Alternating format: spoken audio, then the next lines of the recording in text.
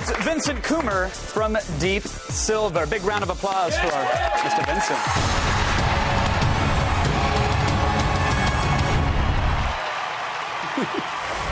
Hey, there's Vincent. Yay! How are you, sir? How are you doing? Doing very well. Thanks for having me. So when the trailer came out for Dead Island, I cried on my home row. You guys had such a cinematic, amazing trailer. Did that put pressure upon you now to deliver that experience in the game, or were you relieved that, all right, we can fill this game and pack it with enough emotion and make gamers cry?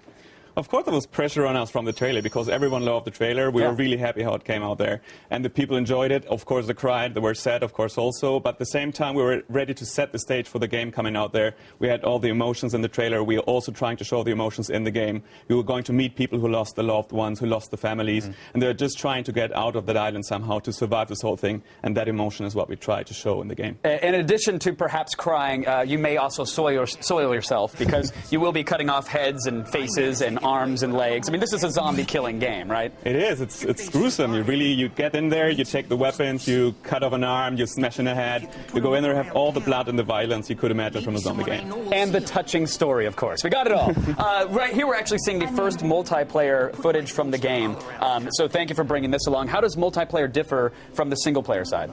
So the multiplayer is going to be story-driven also, so you're going to be playing in single-player the campaign through the story, and it's seamless drop in, drop out, so pretty much you play the game, the people you see online, your friends, you invite them to play with you, and they go into your game and you play together with them in co-op, so it's up to 4 players. So I'm just doing my own thing, playing single-player, and it's a huge open-world environment, so I could be anywhere doing whatever I want, and someone can hop into my gaming experience? Exactly. That's what we want to do with the game. So everyone should experience the game together, you get together to enjoy the story, to find out what is actually happening on the island of Banoi, and it's 4 players together, so you pick your class, your friends pick their classes, they have different skill sets, so everyone is going to have a unique experience, but together, of course, it's more important. All right, so tell me about those actual skill sets. Is there one that just curls into a fetal position and cries on himself? Because that's the character I will play. That's the main skill of one character. There's nothing else going on with that guy.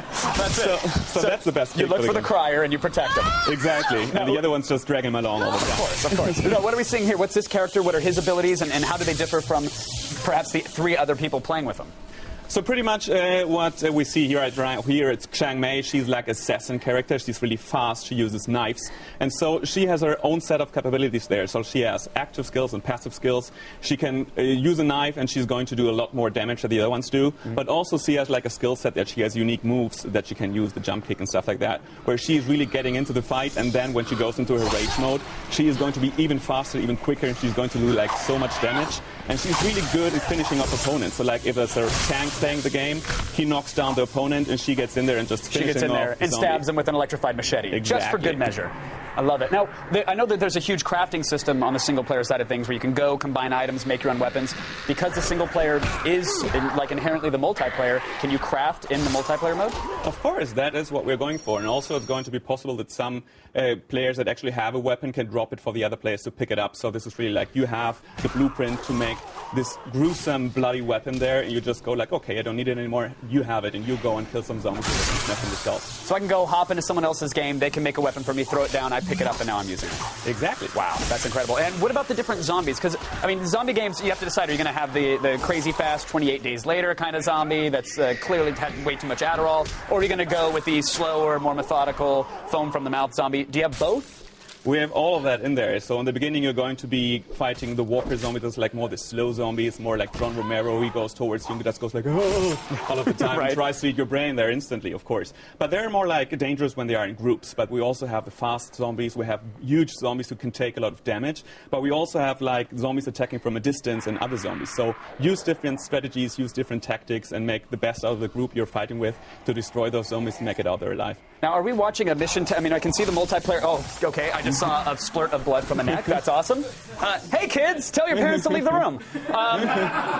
The mission that we're seeing here, is this an actual story mode, or is this just taking advantage of the open world gameplay? They're just walking around killing zombies. This is taking advantage of the open world, because this is a side quest. Pretty much, we have saved a bunch of people up front. They're trapped in the church, and we killed the zombies attacking them. And now one guy asked us that his family is out there somehow, and he wants us to put up some posters, what we're doing right now. So we're putting up posters telling those people like, yeah, your husband, your father is in the church. If you're still alive, try to get there somehow. There's other people there, so come to safety here. And this is one of the side missions. So I love the ideas of putting up like lost and found posters for limbs on this island. Like, it is like, have you seen the forum this hand attaches to? Exactly. Please contact me. It has a golden ring on the finger. The game looks amazing, and I love the drop-in, drop-out gameplay. I've been waiting for that for a game like this in a long time. So thank you so much, Vincent. Thanks to you. It looks amazing. We appreciate it. That is Dead Island, folks. It comes out September 6th on the 360, the PS3, and the PC. So there's no excuse not to play it. You can get it anywhere you want. And we've got more zombies and Hawaiian shirts for you over at g4tv.com/Dead Island, including an in-depth look at the single-player story.